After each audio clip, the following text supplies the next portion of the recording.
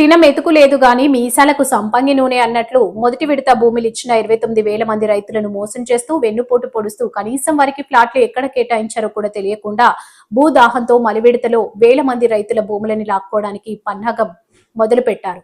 పుత్తా శివశంకర్ రెడ్డి, వైఎస్ఆర్సీపీ అధికార ప్రతినిధి.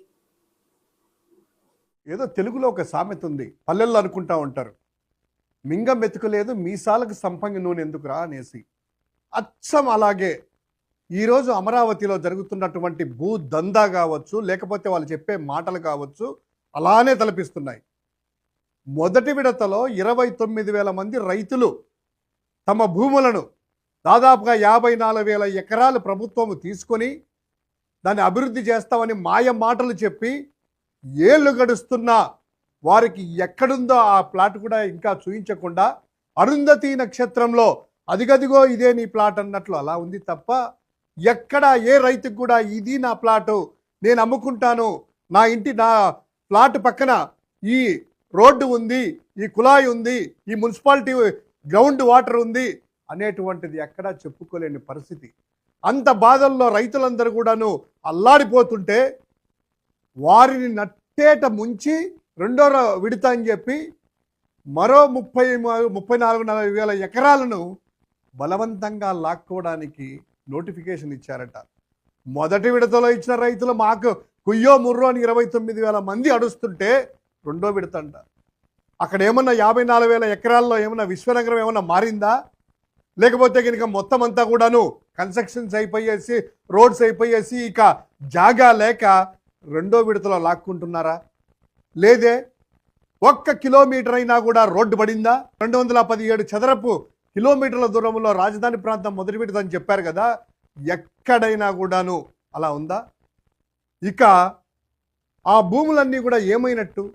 54,000 ఎకరాలు ఎవరికి ఇచ్చినట్టు?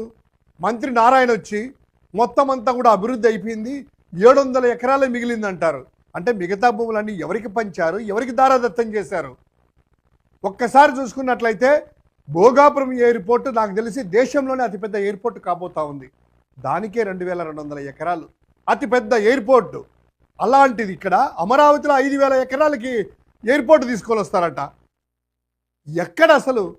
ఇక రెండవది బీజింగ్ కావచ్చు, చైనాలో, అదేవిధంగా లండన్లో కావచ్చు, పోర్ట్స్ ఉండేటువంటి నగరాలలోనే ఒక 500 ఎకరాలు, 150 ఎకరాలు అలా ఉంటాయి.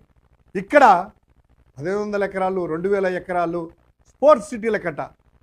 అంటే ఒలింపిక్స్ జరిగేటువంటి ప్రాంతాల్లోనే అట్లా లేదే, ఇక్కడ అలా అంట. ఒకే ఒక్కటి, మీరు రైతులని మొదటి విడతలో ఏదైతే తీసుకున్నారో 29,000 మంది రైతుల్ని వాళ్ళని సాటిస్ఫై చేసి వాళ్ళకు ప్లాట్లు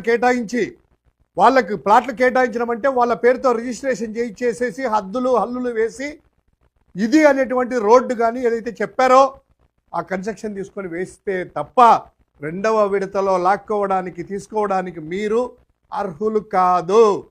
వాళ్ళ కళ్ళలో నీళ్లు కూడా తెప్పించొద్దు. రైతులకి కన్నీళ్ళు అనేటువంటిది రాష్ట్రానికి అరిష్టము. ఇక రెండవది, లక్షల కోట్ల అప్పులు. నిన్నగాక మొన్ననే అనుకుంటాను మరో 7,000 కోట్ల రూపాయలు రాష్ట్ర రాజధాని అమరావతి కట. ఏమవుతున్నాయి 1,000 కోట్ల రూపాయలు? రైతులకి ఏమో వచ్చింది, ఉపయోగం లేదు, రాష్ట్రానికి ఉపయోగం లేదు.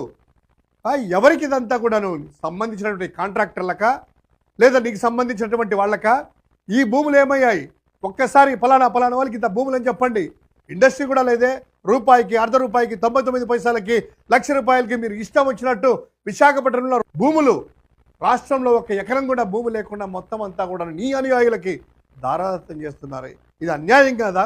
ఖచ్చితంగా మొదటి విడత రైతులకి న్యాయం చేసే వరకు రెండో విడత రైతులకి టచ్ చేసేదానికి వీలు లేదని వైఎస్ఆర్ కాంగ్రెస్ పార్టీ గట్టిగా డిమాండ్ చేస్తూ ఉంది.